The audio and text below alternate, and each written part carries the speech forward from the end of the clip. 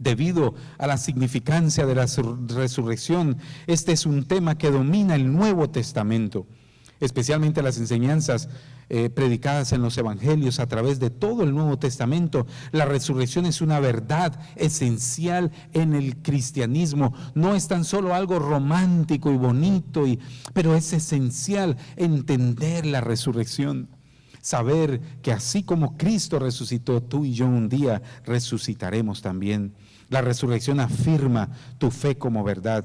Si Cristo resucitó, también nosotros. La resurrección establece que las Escrituras son verdad y que la predicación es verdadera y que no somos falsos testigos, sino que somos testigos de un Dios que resucitó.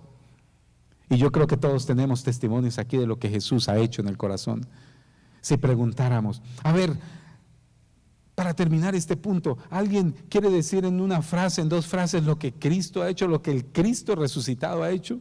De pronto lo que hizo en su vida, en su corazón, cuando aceptó a Jesús como Salvador y personal.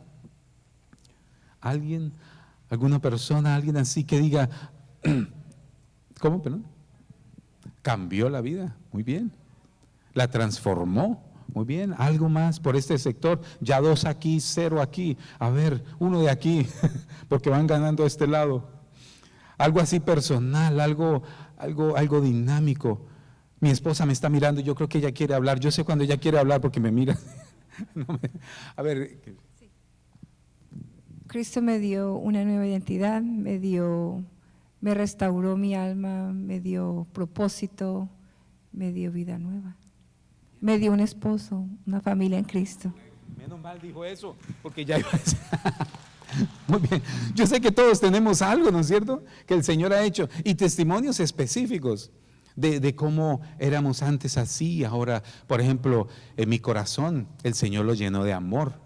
Antes me faltaba amor, pero el Señor llenó mucho amor en mi corazón y restauró mi relación con mi mamá que está aquí. Mi mamá levanta la mano por primera vez aquí en los Estados Unidos.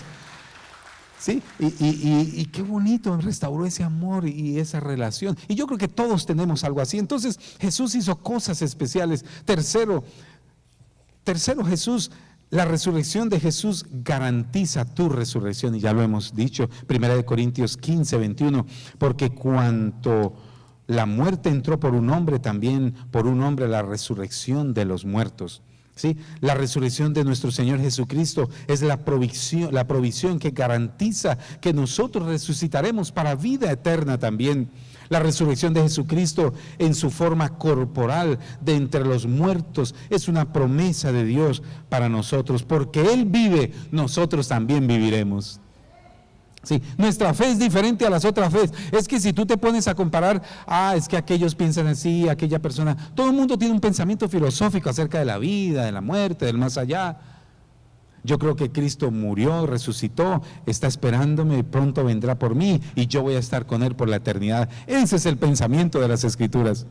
Y el poder que resucitó a Jesucristo de entre los muertos es el poder en el cual Él vendrá nuevamente y llevará a su iglesia con Él y establecerá por la eternidad. ¿Sabe que es importante reconocer? Porque Él resucitó, nosotros también resucitamos, y los que murieron antes de nosotros y creyeron en Cristo no están perdidos, son salvos. Eso lo dice el verso 18. Por eso la salvación es importante. Cuarto, la resurrección demuestra la deidad de Jesús. Lo vieron resucitados, hay testigos, más de 500 testigos lo vieron. Él fue el Mesías que resucitó al tercer día. La resurrección demuestra su poder sobre la muerte. Él fue quien dijo ser el Hijo de Dios. ¿Sabe que nadie más se atreve a dar esa evidencia del Mesías, sino solo Jesús? Y hubo testigos que lo vieron. Él fue quien dijo ser el Hijo de Dios, el único y real, el enviado por el Padre. Él tuvo poder para resucitar y tiene poder para perdonar los pecados. Eso lo hace divino también a Dios, a Jesucristo. No solo resucitó y al resucitar demostró su poder, pero también el poder de perdonar pecados. Tú puedes acercarte a Él y Él perdonará tu pecado. La tumba estaba vacía. Los discípulos no robaron el cuerpo, como dicen algunos. Sí, ahí se levantó un dicho diciendo que los discípulos habían robado el cuerpo, pero no. Si los discípulos robaron el cuerpo, ¿por qué los romanos no los enjuiciaron? ¿No es cierto? Buena pregunta. ¿Me están siguiendo? ¿Todavía están aquí? Sí, no los enjuiciaron y los llevaron a la corte penal. ¿Usted sabe lo que significaba romper un sello del Imperio Romano? Era delicado, la pena de muerte. Pero ellos no fueron enjuiciados. Y si fue así, era una gran ofensa y desafío al Imperio Romano. Romper el sello romano se pagaba con la muerte. Pero los romanos sabían que los discípulos no tenían el cuerpo, y el Sanedrín sabía que él había resucitado. Por eso tampoco persiguieron a los 12. El Sanedrín era el poder religioso de aquellos. Y si los discípulos robaron el cuerpo, ¿por qué ellos, los discípulos, estuvieron dispuestos a dar su vida por una causa falsa? Sería un fracaso, ¿no es cierto? Si ellos robaron el cuerpo, ellos sabían que iba a ser un fracaso eso del cristianismo, pero no. La causa continuó con ellos hasta el final, hasta que ellos murieron y dieron su vida por Jesucristo el resucitado, porque ellos fueron testigos de que resucitó. Pero en últimas, la tumba no estaba vacía. Oh sí, estaba vacía del cuerpo de Jesús, pero tenía la ropa en que envolvieron allí a Jesús. Juan 20:2-8 dice así: entonces corrió y fue Simón Pedro y otro discípulo, aquel que amaba a Jesús, y le dijo: se han llevado del sepulcro al Señor, y no sabemos dónde está puesto. Y salieron Pedro y otro discípulo y fueron al sepulcro. Corrieron los dos juntos, pero el otro discípulo corrió más aprisa que Pedro y llegó primero al sepulcro. Y bajándose a mirar, vio los lienzos puestos allí, y el sudario que había estado sobre la cabeza de Jesús, no puesto con los lienzos, sino enrollado en un lugar aparte. Entonces entró también el otro discípulo que había venido primero al sepulcro, y vio y creyó. El cuerpo no estaba, pero los sudarios, o sea, todos los lienzos que rodeaban el cuerpo estaban allí puestecitos. Es un milagro mayor porque si hubieran sacado el cuerpo, entonces hubieran tenido que desenrollar todo el cuerpo como lo acostumbraban a hacer. Imposible volver a organizar bien el sudario, digamos así, o los lienzos con un vacío, ¿no es cierto?, sobre el aire. Sí, me explico lo que quiero decir. Estaba todo puestecito, el cuerpo salió de allí y no dañó nada de los utensilios con que habían enrollado el cuerpo de Jesús. Su ropa estaba puesta en forma ordenada, pero no había cuerpo, dice los testigos. Ese es un milagro también. El Señor quería asegurarse que tú y yo supiéramos que Él resucitó y que los lienzos, el sudario y aquello que envolvía el cuerpo quedó allí intacto. Sus enemigos no habrían hecho así, ¿no es cierto?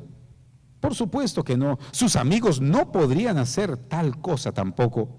Este no fue un trabajo de un amigo. Un amigo no habría tomado el cuerpo de Jesús desnudo. Este no fue un trabajo de un enemigo.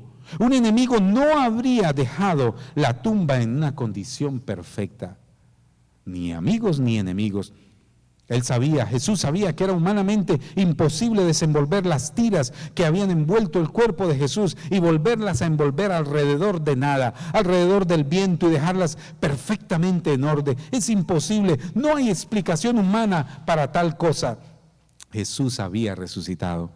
Quinto y por último, la resurrección empoderó y le dio autoridad a la iglesia de Dios. ¿Sabe que tú y yo tenemos poder? El poder del resucitado. El Señor nos empoderó. Solo tomó un ángel para aterrorizar a Roma. Recuerda que después llegaron las mujeres y vieron a un ángel sobre la piedra, ¿no?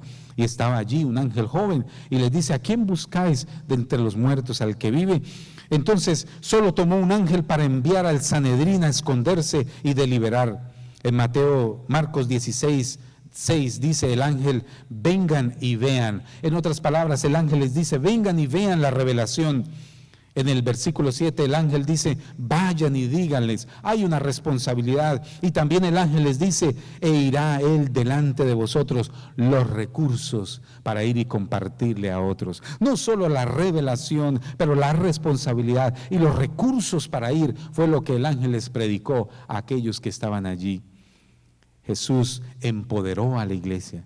En ese momento el ángel empoderó a aquellas mujeres, vayan, díganles a otros, hay una nueva revelación y estos son los recursos, Él irá delante de vosotros.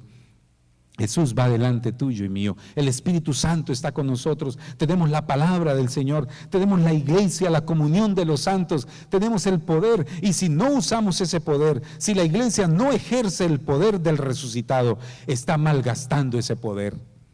¿Estás usando el poder del resucitado para tu vida, para cambiar tu vida?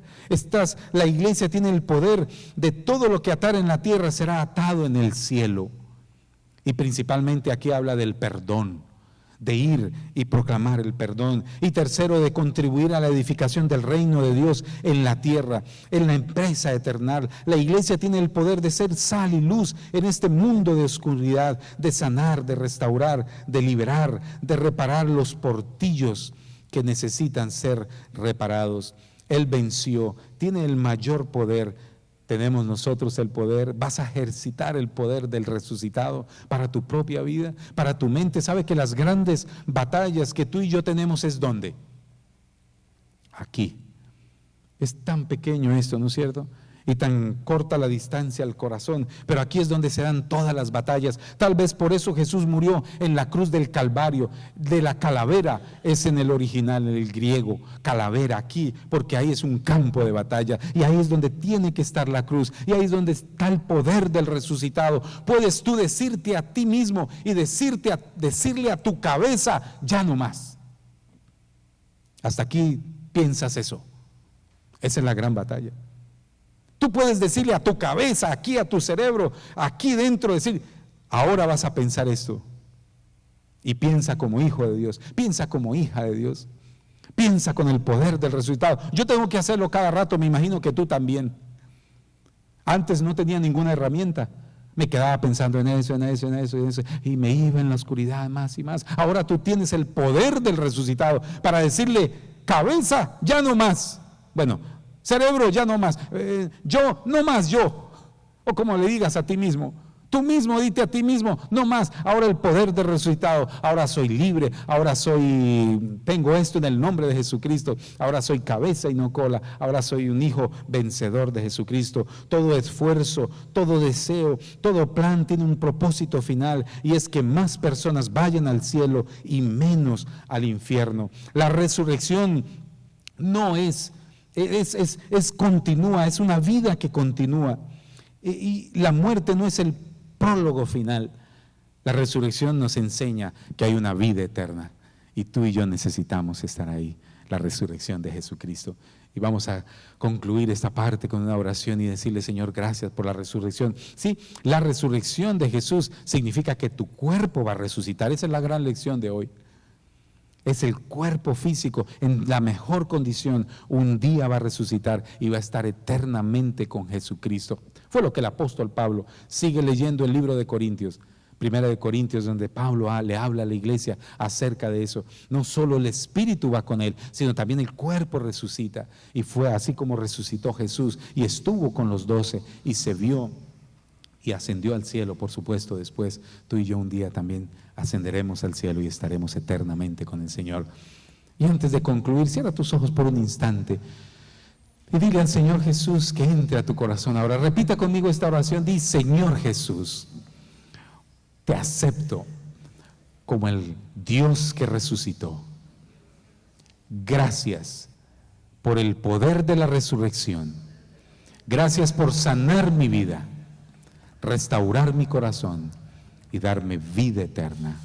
En el nombre de Jesús. Amén. Amén, amén.